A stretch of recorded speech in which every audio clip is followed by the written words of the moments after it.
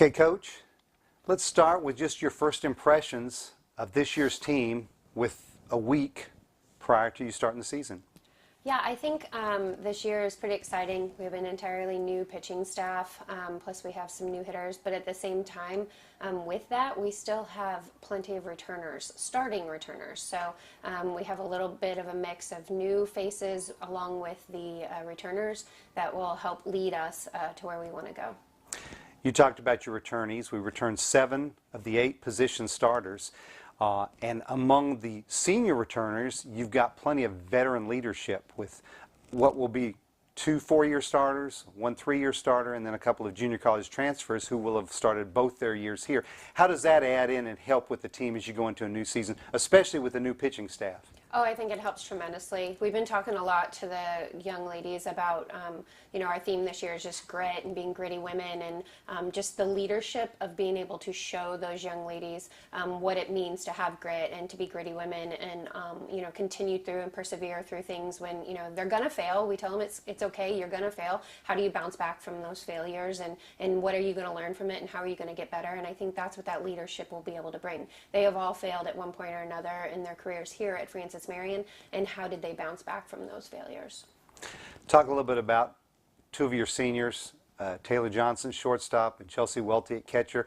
How pleasant is it to have those 2 ladies back in the lineup? Chelsea was injured at the end of last season, but to be able to write their names down on the lineup card every game. It's really nice, especially, like you said, Chelsea had an injury last year and the year previous towards the end of the year. So Chelsea's been knocked out of 2 different seasons, and so our hope is that she's healthy through this season. And the other thing is that Taylor Johnson actually received her bachelor's degree last May, so she could have stopped playing in general, but also here at Francis Marion she decided to continue on. She's getting her 2nd bachelor's degree in history this coming May, so to be able to have both of them is pretty exciting for us as a whole, as a program, but especially for me as a coach. They're both very dynamic players, and they've been playing here and starting since their freshman year. Talk a little bit about Jessica Harney, our returning first baseman, who set last year season records for both home runs and RBIs. Nice to have her back in the middle of the lineup. Oh, for sure. Jessica, it's just not just what she brings on the field physically, but also what she brings as a leader, but also her personality. She's got a great personality that really unites the entire team as a whole, but to have her stick in the lineup is just wonderful. But I don't want to discount what she does on the field defensively either. She is a great first baseman.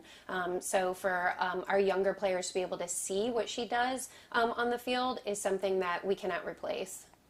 Let's talk a little bit about the pitching staff. It'll be an entirely new one this year.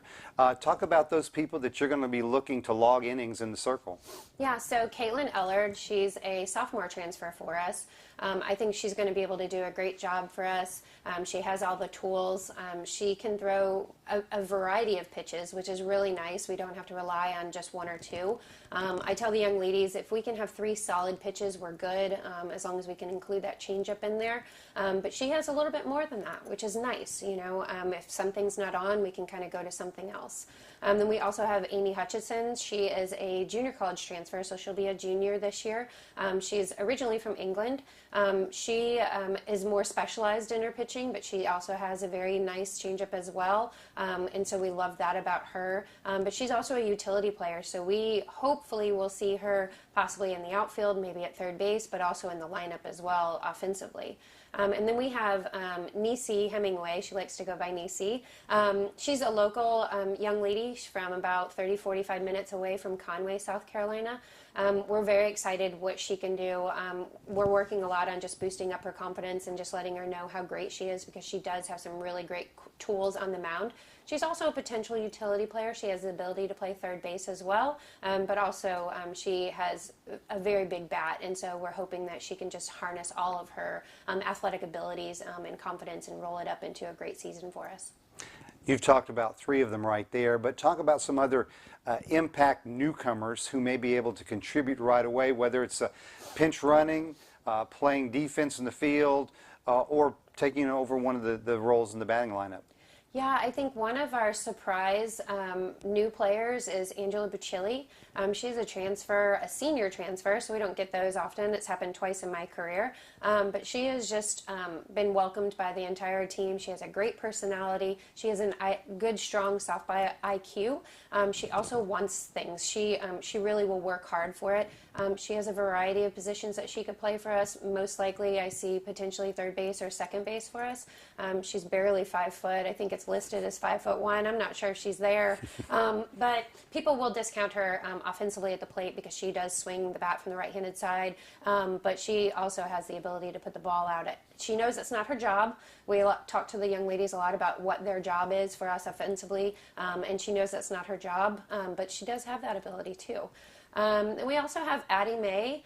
She's from North Carolina. She's a freshman. She's 6 foot tall and she plays first base. So it's always nice to have some height at first base for us.